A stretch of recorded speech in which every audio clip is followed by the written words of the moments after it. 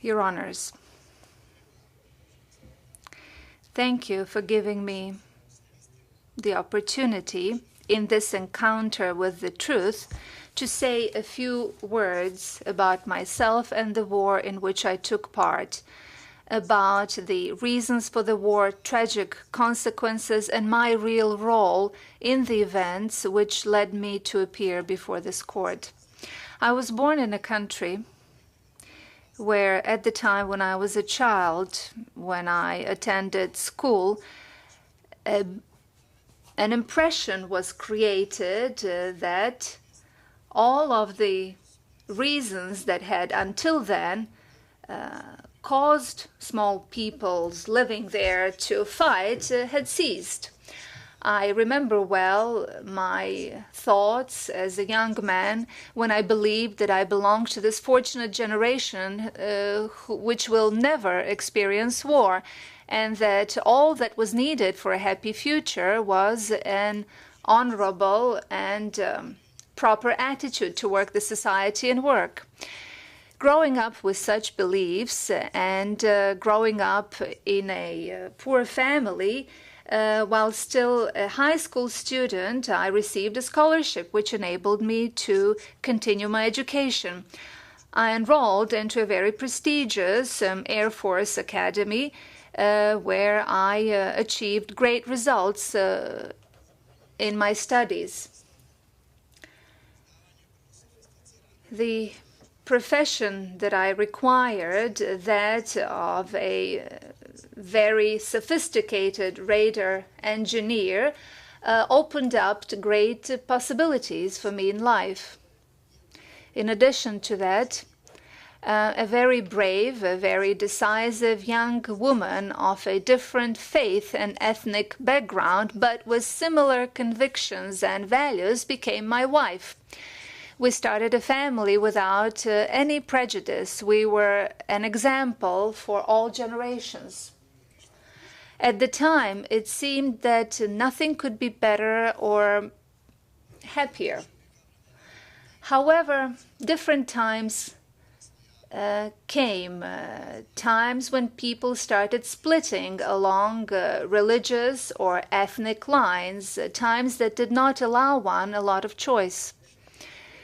The war broke out with lightning speed and forced me to accept the call given by my friends and neighbors to assist in the defense of our people.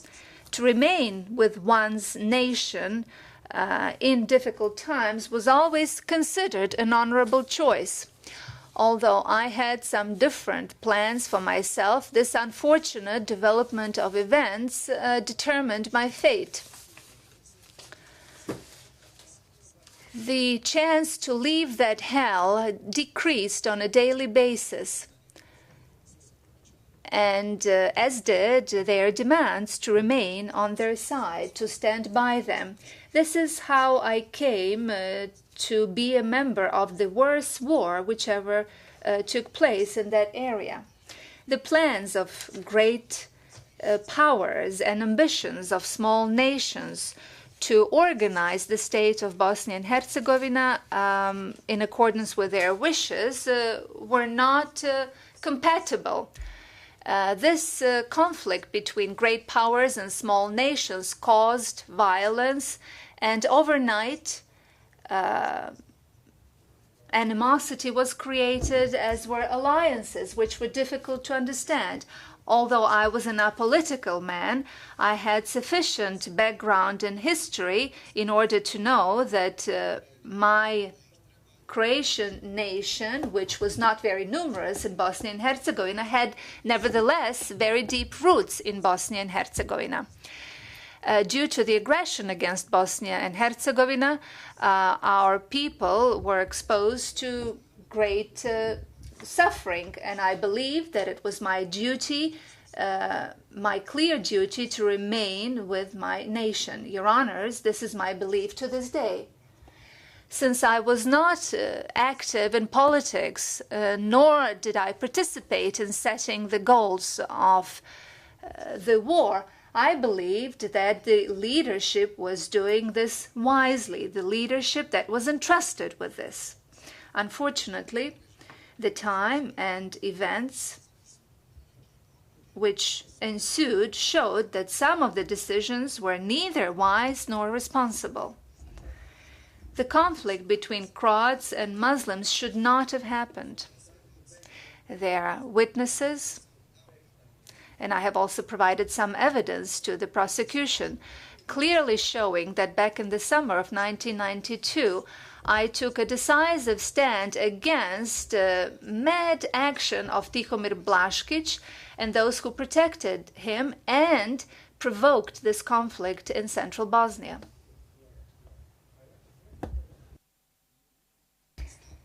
Due to my position, I was removed in early 1993 from all positions I held at the time, so that this man, with the support of the same people, could immediately after that start his second war against Muslims. Having a good reputation in both nations and risking my own life, I played a key role in stopping this completely senseless conflict, which could not produce a winner. Your Honors, there are many witnesses who can testify about this, and there are numerous documents which I, through my cooperation, provided to the prosecution.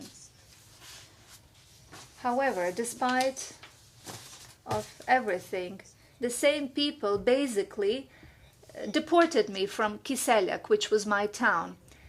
In late April of 1993, when visiting some relatives in Kiseljak, I found myself amid crucial events when the same people started their third war against Muslims. It was no longer possible to do anything that could have stopped the senseless plight of people, destruction of their homes and settlements. A scenario was set in motion, a scenario that I knew nothing about. Neither did many people that I spoke to. However, based on what we could see and based on what I could learn, it didn't take much to realize what was going on. There was no double chain of command, nor was there an interruption in communication between those issuing orders and what was going on. Everything unfolded precisely as Blaškić requested it, pursuant to his decision or somebody's order. I hope that he will be forced to explain this. The second issue was conceived in the eyes of cowards when they had to avoid their own responsibility and catastrophic effects. Lack of knowledge of what was going on on the ground, and due to distance and poor communication, all of these facts point to the direction of lack of sensible leadership. However, as was easy to predict, the fortunes of war changed direction, and soon Croats were under an all-out attack. The situation, the status of Croats living in central Bosnia became a terrible one. They started making plans for moving out. I also provided evidence about this to the prosecution. Then the same authors of war remembered me. Knowing that I previously held a high reputation among Muslims and their military commanders, they entrusted me with the role of a negotiator, and later on appointed me commander, who was tasked with saving whatever was there left to save. It was difficult to negotiate and convince the opposing side that something that wasn't true, in fact, was true. Fully aware of tragic consequences should the war continue, I did my best to put an end to this madness. Unannounced, I went to the headquarters of the Army of Bosnia and Herzegovina in Visoko, and at the risk of being imprisoned, once again I attempted to negotiate the end of war. I did everything that they asked me to do, even what they themselves believed to be impossible. However, the spiral of